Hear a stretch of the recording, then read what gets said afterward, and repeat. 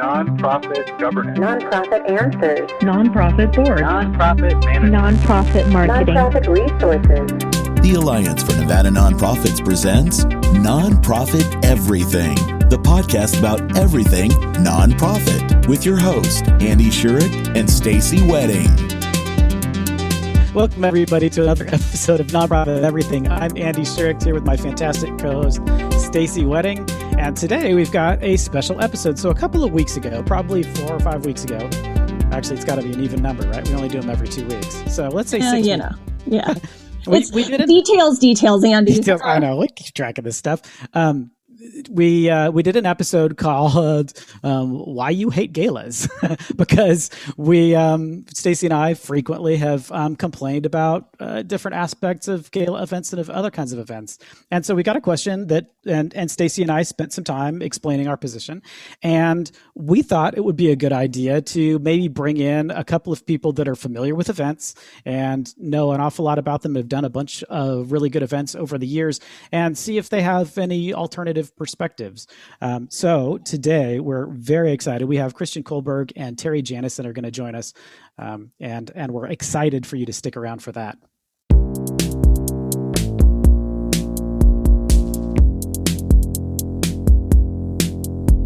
Hey, so we have a special episode today of Nonprofit Everything with two amazing guests, which we'll get to intros in a minute. But to tee this up for our listeners, some of you may recall a question that Andy and I got as the co-host of Nonprofit Everything that was basically from one of our listeners who asked what we had against golf tournaments and gala events for fundraising, and asked, are they considered frivolous and not worth the expense? And asked us some other questions tied into that. And Andy and I obviously shared our thoughts and feedback about that a few weeks ago. And now we wanted to bring in another perspective, because just because we have our own perspectives on some of this, it's a much more complex, bigger picture issue that really we need to share both sides. And we want to share both sides because we know events are the lifeblood of so many organizations. So with that, I'm going to get us teed off with an introduction to one of our guests, Christian Kolberg. Christian Kolberg is one of the best known charity benefit auctioneers in the nation. While he is a familiar face in the Southern Nevada nonprofit community, what many may not know is that Christian auctions galas throughout the world. Nationally, he has auctioned events including the Big Ticket Gala for the Super Bowl, the Music Cares Gala for the Grammys, and the International Air Show in Oshkosh, Wisconsin. He has consulted and done work in the nonprofit community for U.S. presidents on both sides of the political spectrum, governors, celebrities, and one of his favorites, a cake auction for his niece's local Girl Scout troop.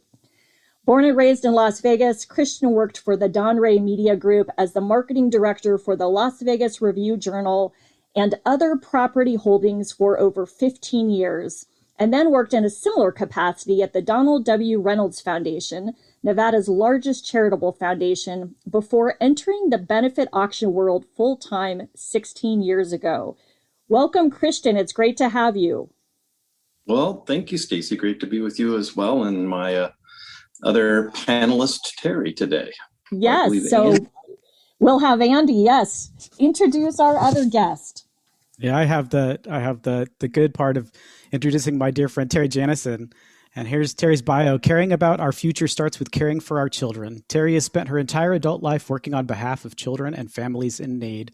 A Las Vegan for 27 years, she's built a reputation for connecting the right people to the right causes by serving on education and nonprofit boards and working for government and nonprofit agencies that support families and children. She served as an elected official as a CCSD school board trustee, the 5th largest school district in the nation, and joined Governor Sandoval's senior team in 2011 to advocate for education policy on a statewide basis. Terri currently works as a consultant to support those in need and still volunteers for the causes she holds near to her heart. Proud of the work that she does, her highest accomplishments are raising 2 successful and compassionate children with her husband of 32 years. Terri, welcome. Thank you, Andy. It's so nice to see all of you, and especially Christian and Stacey. So this is going to be a fun conversation. I appreciate the opportunity. Yeah, I think we really wanted to just sort of, because Stacey and I, gala related questions, silent auction related, just all these questions that come up with nonprofit events, we get them a lot. And we've done, 77 episodes or so now. And it's something that comes up over and over again. And we kind of have a history of being down on them. And so the question that came in was really about, so what's your beef with galas? And I think we set out a pretty, reasonable reason that they're not our favorite thing, but we thought it would be really important to have some other people who are familiar with the sector, certainly familiar with galas, to kind of bring an alternatives perspective and let our listeners know that, which they already know, is that the two of us don't necessarily have the last word on everything.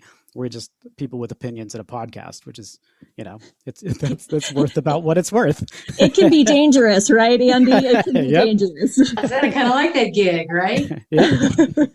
No, look, I have to tell you guys, I listened to your podcast after you invited me to participate in this piece of it. And I actually thought you did a pretty good job. So there were some definite opinions about what you did not like. But I thought you had some pretty good, but very valid points too, because it's not just a black and white in my mind. Yeah. So I wonder if you could just elaborate on that a little bit. So one of the things that we were saying was that for smaller organizations, for baby nonprofits, one of so the board comes in and they're uncomfortable with fundraising because it may be something they've never done before. And so a lot of times the first two things that come out of the mouth of a brand new board member are, we need to go after government grants, and we probably should do some sort of event. So in those situations, like what's your, since you've done this for a while, what's your sort of go-to response for brand new board members that jump on those two things? So it really and truly is to have a strategic discussion. Because for me, events are, I think almost everybody could have some type of event within their stable of fundraising, right? But it really is to have a strategic discussion about what is our ultimate goal, right? So it could be a piece of your overall plan. Some agencies don't do them at all, but I do think that they can be very, very beneficial. But my advice is always with my board, even with my staff, is what are we trying to do? So I always ask a couple of questions. Determine what your goals are first. Is it money? Is it increasing awareness? Do you want to gain new donors? Or do you want to have volunteer experience? Because those can all be pieces of why they are beneficial. But if you don't determine ahead of time what your ultimate goal is, it is very easy to get sidetracked, and you could lose money. You could spend an inordinate amount of time unnecessarily. But if you stay focused on what your ultimate goal is, I do believe they can be greatly beneficial in all of those areas. That's great. So Christian, how about you? You've seen and been a part of events that have been done incredibly well. So would you like to expand on that? Certainly. I think Terri brings up a valid point in terms of you have to look at events as part of the stable of fundraising. And it's a really good analogy, I think, to take a look at. She outlines kind of what and why. And when you look at events, you have to categorize them in terms of, are you going to do a bike-a-thon, a golf tournament? Are you going to be doing a gala? Are you going to be doing a dinner? And they can be challenging or they can be enormously successful. If you look back historically through events, even I can go back and give you whatever you want to look at, but currently in the market, you look at the Susan B. Komen Foundation, their event is Race for the Cure. It's the world's largest event for breast cancer.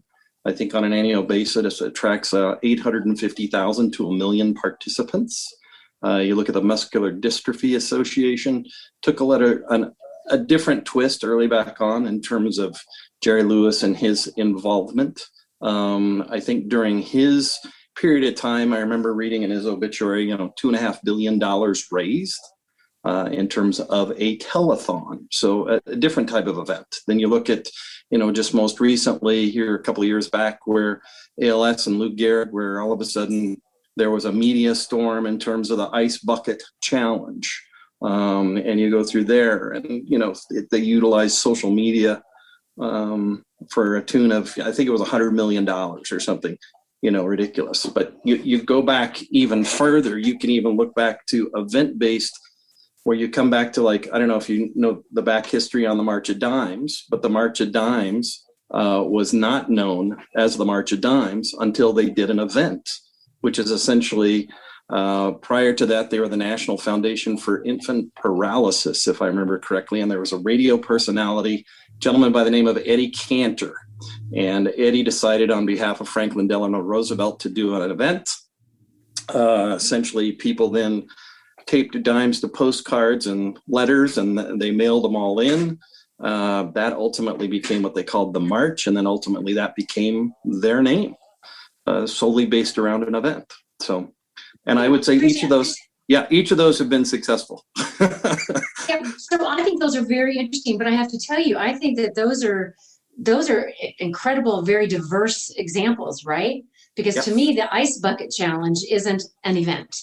I mean, that was something that took on a world of its own. And how lucky would any of us in the nonprofit world be to have something like that take on its own life?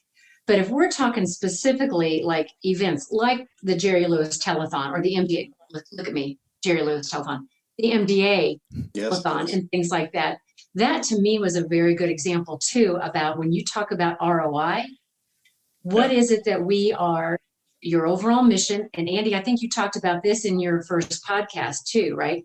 So what are you trying to do? Are you trying to get people to understand the mission? And then if the ultimate goal is to cure it, is the money that was raised, did it get you to the next level of that cure? Or was that mostly awareness of the cause? Or was that salaries for people? And I have to tell you, I think that's something that every nonprofit board members need to look at as well, is that what is it costing us to actually put on those events? So I think if you have to look at all those pieces and then determine, no matter what size nonprofit you are, does this make sense for us? And what's our ultimate goal? Yeah, I think that's a good point. And you're, Christian, to your point, the Komen things, the MDA, these big things that's what these baby nonprofits and these inexperienced board members immediately look at and assume that that's just something that you can set up immediately. And I don't think they necessarily realize that there are a lot of costs to it. And you do need to sort of do some kind of analysis to determine, to what Terri says, like what are we trying to get out of this? Is it really just to make awareness of our cause, or do we just want to throw a party to thank our volunteers? And once you get the concept behind it, and it feels like maybe then coming up with a particular event designed around a strategy is something that would be really, really relevant. I think just in my experience, most of the ones that I've experienced, certainly, in our market, seem to be of that sort of copycat variety of the let's get some people in a room and see how much money we could squeeze out of them. And my instinct as a sort of a nonprofit pro for a million years is like, was that the best use of resources? And I don't know. I obviously don't have access to any of the data that would make me have a decision one way or the other. But yeah, coming up with the strategic purpose for it, I think is probably really the smartest way to go. One of the I love your comment about the lazy. I'm like, the events are not lazy. You can, and the amount of energy that Christian puts out, because I have to tell you, any event that I've done where I've needed an auctioneer, he is absolutely the go-to person for me to go to. And the amount of energy just in that night alone, but even all the stuff that he has to do with this prior to. But anyway, I'm sorry, I got a real kick out of listening to your previous podcast. Well, I love that you did. So thank you. The good, the bad, and the ugly, right? We got some mixed reviews, but I am curious to know what you all think about the idea of an event as you hear the term friend raiser all the time, right? It's a friend raiser. It's a cultivation event. I would love to hear sort of both from Christian, your vantage point from working with a variety of organizations, and Terri, your real life experience working at nonprofits, right? What does that really happen, or what needs to happen? Is it even realistic? given the lack of capacity and bandwidth that nonprofits have. But Christian, can you kick us off with some thoughts on events as fundraisers? Yeah, I mean, it's a distinct category unto itself. And I see a fundraiser gala as a different component than a friend-raiser where you gather a group of people with like and similar minds who want to come and support an organization at someone's home, smaller gathering, those type of things. Both of them will generate interest, and both of them give donors the ability to personally connect with the cause, because most people want to help, but they want to know, where can I make that difference? How do I do that? How do I get engaged and involved? The number one way you can do that is through personal engagement and or experience yourself. If you've had a loved one, a family member who's associated with a certain affliction or disease, odds are you have more education and background on that. You may feel you can make an impact there. Second, I think strongest influence area is the influence. All of a sudden Terri says, gee, Christian, I have this and I know it's there. I'd really like you to come learn more about them as an organization and give some consideration of maybe getting engaged. So Terri being my friend, I would then want to go, and where I may not have given consideration prior to, I'm going to now. I think most people want to be involved. They want to be engaged. They want to donate. And either in those components can work well. And I can give you examples of each if that's of interest later to your listeners, but I'll turn it back to you. Terri, from a capacity standpoint, because the reality is we know, right? And I think regardless of the size of a nonprofit, but particularly our smaller nonprofits, which really are the ones that make up the majority of the nonprofit sector nationally and locally, budgets $1 million and less, budgets $500,000 and less. You think about the work and the amount of work and time that goes into an event, and to do it well and right, it's not a one-time deal, but it's something where you're building a relationship with the person that attended and the donor who maybe was generous and took part. So is that even realistic in the world of nonprofit? What have you seen, and what has been your experience around that? Yeah, so I do believe that it is realistic, right? But I'm going to go back to how I started, and that before you go down that road, you have to determine what is it you're trying to get out of it. So I'm going to go back to the friend raiser. I think friend raisers are good for these smaller nonprofits, as Andy was talking about, because it's really an easy way to have just a small luncheon, very low overhead, and getting people into the cause. And then you can grow it from there. But it doesn't happen overnight. So the previous organization that I was working with was 11 years into it and started out with just a luncheon at a restaurant, and has grown now to anywhere from $300,000 to $500,000 net for the event that we were putting on. But you do have to be careful about that. So again, number one, what do you want to get out of it? But Stacey, I do want to hit on the question that you had, because I think that the capacity piece is a huge issue. And it's not just does your staff have time to do it, but is your staff trained to do it? It's one thing to bring people, new donors, new people to your cause, to an event. But after it's over, if your team and yourself aren't willing to actually continue to cultivate those relationships and bring in those donors for a long-term basis, then it's probably not worth the amount of money that it costs to bring that one or two individuals in as new people. So I wish there was a simple answer to this, because yes, it's great to throw a party at some other corporate donor's expense and all of that stuff. But again, they're all starting to get tighter with their donor dollars as well. And what's their ROI as they sponsor these incredibly large events as well. So it's a complicated picture. So I love the fact that you all are talking about it. I love the fact that you're willing to train up boards, but also train up staff members to understand about what our events and do they make sense for us as an organization? I think one of the things that I've at least experienced and seen is you hear the burnout factor, and the burnout factor is alive and well for a variety of reasons, not just events. But you hear some of that, and so trying to figure out how you can do some of this work, and if you do choose to do an event, for using some of the analysis that you have touched on, that Christian's talked about, how you do it in a manageable way that isn't going to deplete any energy from the rest of the year. And I don't know if either of you have advice for how organizations can do that, and not go all in on an event to the point where everyone's exhausted and burned out and fried after it's over. Well, I just have to tell you a quick little story about me. I think Christian knows this. I don't think the other two of you do, but I stayed home with our children for 16 years as they were growing up and doing volunteer work on these nonprofit boards and things. I was a freelance event planner. I've been doing events for almost 30 plus years, even before I came to Las Vegas. And the reason that I like them is because there is a start and a finish.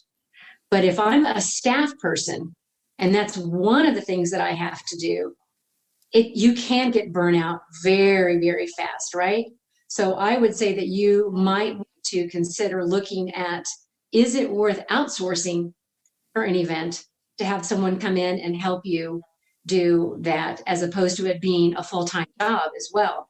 Because if it's a full-time job, there better be a lot of money coming in from those things. In the perspective, when you look at it, about 82% of nonprofits do an event nationwide. So everybody's doing them, whether you like them or you don't like them. It's a fundraising resource that's available in most situations. And I think Terri makes a good point, having done events in the 30 years that she does, is that you have to set those goals and objectives. You have to understand the costs and, more importantly, the potential returns. You do that by identifying the needs of the organization. If you're small and you have a small budget, you do a small event. If you're large and you have a larger budget and you have professional staff that can do that, then you engage them. And part of that is then also, as you look to your boards, as you look to your volunteers and you look to your staff, how do you divide those responsibilities amongst everybody that's there? Is it reality to consider it a resource? As Terri says, do you go out and hire someone else just for the event to bring that in? And then the key is plan early. I'm engaged and involved with events, and Terri and I have done events together where literally we're talking 2 years ahead of time. And, I've also been engaged with events where, 6 weeks they decide, well, gee, let's go do an event. Now, if you have the staff and the resources to do that, God bless you, because you can do it, but most need more time. There's other components of a nonprofit that when you're engaged in, capital campaigns, you're doing phone solicitation, you might be doing direct mail. All of that's a bigger, because most of us don't have, and, I was blessed to be on the side of the funder. We have the largest endowment in the state of Nevada. So, but not every nonprofit was the recipient of those funds. So, and when you look at the big scope, not everybody has an angel investor. They're not receiving state funds. They're not receiving federal funds. So we're back to, how do we raise money? And events is truly a resource, if done appropriately, accordingly, and within budget, typically result in a positive outcome. Yeah, and I think that was kind of one of our bigger points too, is that it's appropriate within a portfolio of fundraising activities. Yep. Like you should be talking about direct mail. You should talk to me about direct asks. If an event is an appropriate thing, and the target market of funders that you want to talk to respond well to an event, that's absolutely something that you should have on the table too. One of the things you mentioned that 82% of nonprofits do an event. I mean, just knowing the relative size of most nonprofits, that number terrifies me. I think that is, in my opinion, that is probably way, way more than should be doing events, knowing that a significant percentage of nonprofits, and I don't know the number, are like is a board and if they're lucky, a staff member. That's terrifying. So what would you recommend for these tiny little organizations that don't have much? I mean, that they get their information from podcasts, right? This is how they decide what kinds of things they want to do. So what advice would you give to these little tiny like board run, like all volunteer organizations that think, we went to a fantastic gala event. It was amazing. They raised $1 zillion. Let's go do that. So I really would, the advice would be to truly vet out the conversation. And I'm not, I think it's funny that you said that about the podcast, but I have to tell you, Andy, I think this will be a really nice tool. So listen to that, do some research about things that have worked and have not worked out before you actually jump into it. But don't go big right off the bat, right? Really keep it into context as to your staff, your board. Stacey, I think you said it, your budget. But I want to interject something in here that I think it fits. And I wish that I had a black and white answer for this. Stacey, you and I have talked about this over the past many years. You also have to be very careful as a leader of an organization, right? As to, it's very easy to put it out to the world. Volunteers, let's get all these volunteers to come in and take care of this. That's great, but then you also have to be careful about the control. A volunteer doesn't get paid, so they could just determine, and trust me, it's happened to me.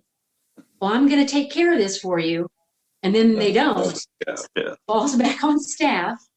And then as you grow, the ownership of what that event looks like, you have a potential to lose control of what you know is best for the organization, because your volunteers have said, well, I want to do this and I want to do that. And if they're bringing a check to the table, it's harder to say no if that's the route they want to go to. That's not a solid piece of advice, because it's not just that simple. I just put it out there as cautionary that as you grow, I would just ask all leaders of organizations, just remember, just keep control, right? Keep a handle, not control, keep a handle on your events, the bigger picture, because ultimately it is your responsibility on whatever you do at the end of the year, on all of those, direct mail, all that. So I'll stop talking. Terri, I'm just nodding my head furiously, because I think related to that topic, you and I have talked about this, and we've talked about this particularly related to, whether it's well-meaning volunteers, whether it's board members who get involved in a committee and start to really overstep. And so having that clarity from the get-go of here's who is the authority and final decision maker. The committee has this role, which might be recommendations. It doesn't mean the committee makes all those decisions, unless, of course, the committee is empowered to do it. But this goes back to sort of really defining roles, responsibilities, decision-making authority with all the parties involved, because I think that's where it gets really sticky and you find events go down this rabbit hole because of some well-intentioned people who took it there and no one had the courage to stand up to them. So it's a real issue. It's probably a whole podcast episode in and of itself. That's true. But Stacey, you had made some suggestion earlier, which I thought was really great that I really never thought of, is to put job descriptions out for your volunteers and your board, right? Have them for your staff and yourself. So that you had suggested, and I thought that was really good, because that way everybody wins and everybody goes in with their eyes wide open on what expectations are. And I think I would reinforce Terri's thought process, start small. Of course, as I referenced earlier at the start of the podcast, when we were talking about these organizations that have this national brand, right? And they didn't get there with their first event. Typically, when I'm consulting with groups, I tell them, you got to give yourself at least a minimum of 3 to 5 years before your community as a whole will look at your event as kind of an annual tradition, that things are going to happen there. The next thing I would tell you that's key is give people a memory. Don't necessarily just give them an event. So as you go to that, I've been to events that have raised very little money, but at the same time, people have walked away with a memory from that event that stayed with them the rest of their lives. And as they continue to come back and support that organization, have turned into large philanthropic donors because they had that exposure to that one event. And they'll always reference it. I mean, to this date, I mean, you opened it up with, I don't know how you picked it up, but the little Girl Scout reference for my niece. I can guarantee you that event didn't make a lot of money, but the memory that it had for those girls and for their loved ones continues to this day. And what we did was the girls baked cakes, and then the parents showed up, and we auctioned off cakes at dollar increments, and selling cakes for $10, $15, and $20. But the enthusiasm and the excitement that these young ladies had in relationship to putting forth all of that effort built into and ultimately then supports other galas and events that they do, locally. Think of the dessert before dinner benefit and the gala the Girl Scouts do there. Absolutely fantastic. You have 20 nationally recognized chefs that come out of the community, and then they incorporate Girl Scout cookies into desserts, a dinner, gala, wonderful event. Hey, Chris, I think it's funny. I'm sorry, Stacey, but he just, as soon as he said that, I went back to this picture because that really, and you guys are all probably, I don't know, Christian, you and I might be in the same age range. I'm not sure. Not talking about age here, but I remember the PTA with my mom, and we did bake sales. So similar concept, right? And so you would, and I was a volunteer with my mom who was volunteering for the PTA at the time. So that's that very similar type event. And honestly, Andy, that might be for some of the smaller ones. It could truly just be that simple to start something like that. Some of these organizations, I was involved with one as a volunteer. We did a no-bake sale because it was so intense on the time. So we created this, sure, we got it from someplace else, but you sent the letter and an envelope out saying, look, I'm sure you don't want to bake cookies or cakes. Give us the amount of money that it would cost you to bake that and include your time and send me the check.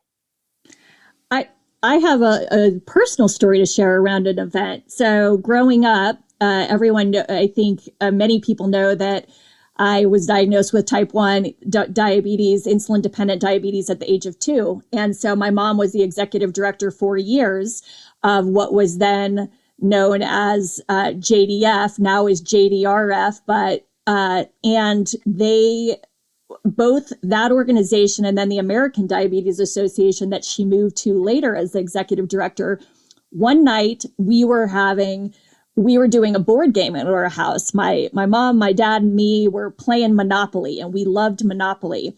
And, my dad would joke about who wants to go to another stuffy rubber chicken dinner. Like, nobody wants to do that, right?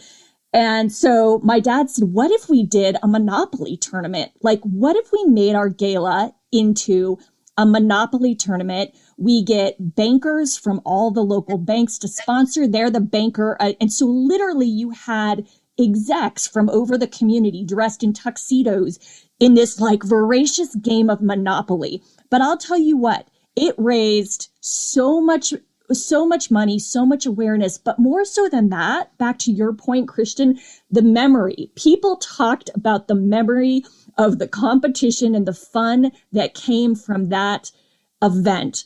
And that was what it was known for. It was a different spin on it. So I like the idea of creating that memory. I think that is a really great piece of advice for listeners. And anyone of any size can do that, to your points.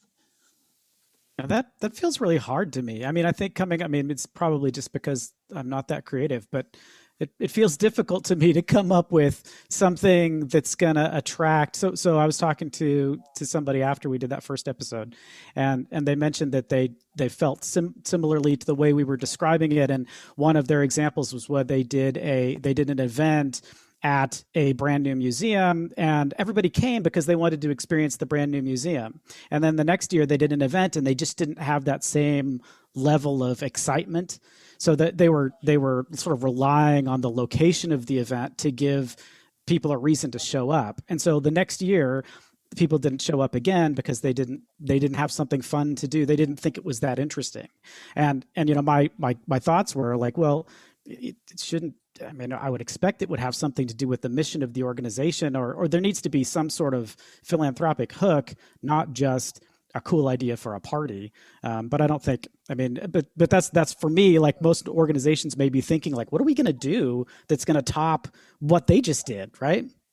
Andy, I have to tell you, that goes back to, I think it's so imperative. This is where I believe you bring your board members in, right? Where they play a crucial role. Because as you work as executive directors of nonprofits, you've got to put together an annual budget. That's that assessment of then what happened last year? What did we get out of it? Did we get new donors? Can we sustain it? So what do we do this next year? I think you have to look at it every year. And Christian, I get like the telethon and those things that have established themselves. That was just a no-brainer. But as you're growing that event, I think if you do not look at it every year and your board is involved to say, and they ask staff, what are you going to do? And really have those hard discussions prior to approving a new budget for the year. I completely agree with you because I love events. I love planning them, but I'm not the creative either, right? It's how do you figure this stuff out? So I'm more logistics when it comes to that stuff. Yeah, and I think some of the other keys there, Andy, to address your concern about, I'm not the creative one. Well, that's why you're going to resource it out and find other people that can offer you help, and they use your skills where they're strong for you, and then you use the skills of others that have that creative focus. I think one of the keys for me there, and what I would have probably have asked that individual or that event that you were attending was, I said, you always want to spend time to educate the donor base. Who are we? Fund the focus, right? Here's what we're doing, set realistic goals and objectives. And you want to, at a minimum, even if you don't get a donation from someone that's attending your event for the first time, you want to be able to educate that person so that they can go out into the community and be an advocate on your behalf. Hopefully it'll go better, right? Hopefully it becomes what I call a courtship. And, all fundraising events, all fundraising and all philanthropic engagement is a courtship. It's, having that cup of coffee, it's having that lunch, it's having that dinner.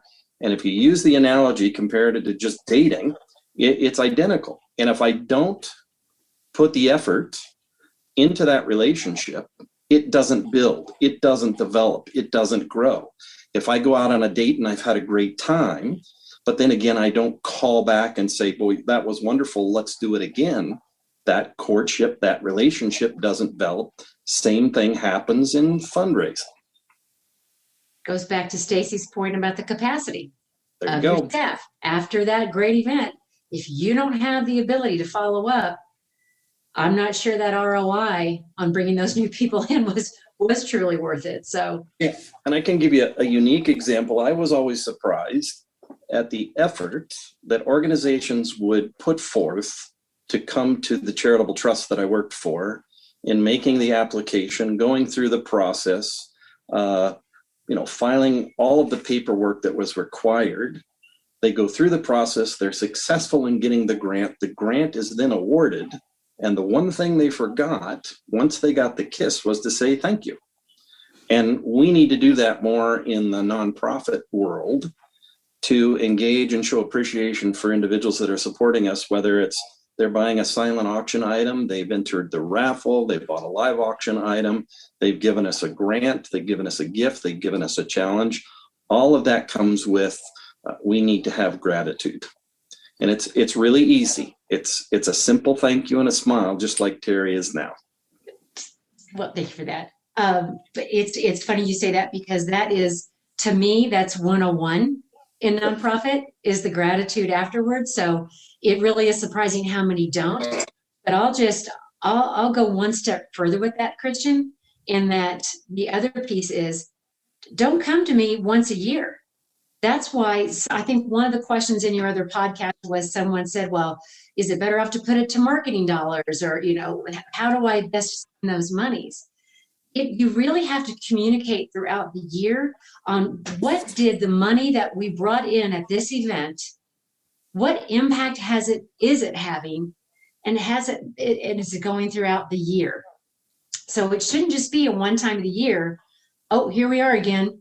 Give me $5,000, $10,000. What did my $5,000 do last year? And to help your mission. And if you're not spending any money on gratitude throughout the rest of the year, many of them, they won't either come back to an event or they're not going to give you another check.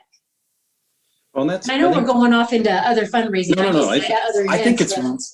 I think it's really good though, because it's, when you come back to events and you look at it and you go, well, the effort and the resource and, all of that, as part of that courtship, it's that other opportunity where you can actually engage that donor, right? So if they're let's say they provide you a major gift, you do an event, and at the next event, you're able to recognize them, whether it's at the walk, the race, the run, the gala, all of those opportunities are presenting themselves there so they can come back and engage, and you can engage them as well.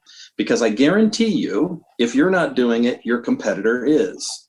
And in the nonprofit world, it comes back down to a business model that you are competing for donors' dollars. Oh, see, that always strikes a chord with me, because I come from the corporate world and public relations and marketing. I just keep ending up back in this nonprofit world. I'm not sure why, but here I am, right? I've had to train not just my boards, but also staff. Just because you are a nonprofit does not mean you're not a business. If you look at the numbers of like the economic impact that nonprofits bring, we're small businesses. And some of those small businesses, if you will, you look at look at 3 Square. I mean, look at the budget and the economic impact that they bring into the community. So I also think people just need to remember that nonprofits doesn't mean that you're this, oh, you cute little things over here, right? We're a business, and the employees need to remember to act like a business person as well. You have a responsibility to donor dollars. You both got me passionate about the concept of gratitude, because this goes back to what's a great way to engage board members as your gratitude committee post-event.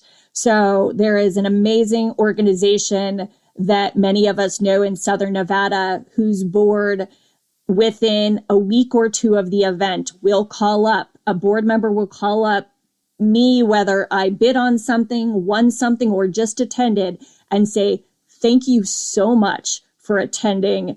It meant so much for us to have you there. What did you think of the event? No other strings attached. And I'll tell you what, I will always support that organization. I will always go back, because that one piece of gratitude from a volunteer who didn't have to call me. It's different having a board member do it than it is a staff member who's paid, right? It's a volunteer board member. So there is a great way back to full circle where we started earlier about board members and their engagement with events. There's one great way to employ their willingness to help.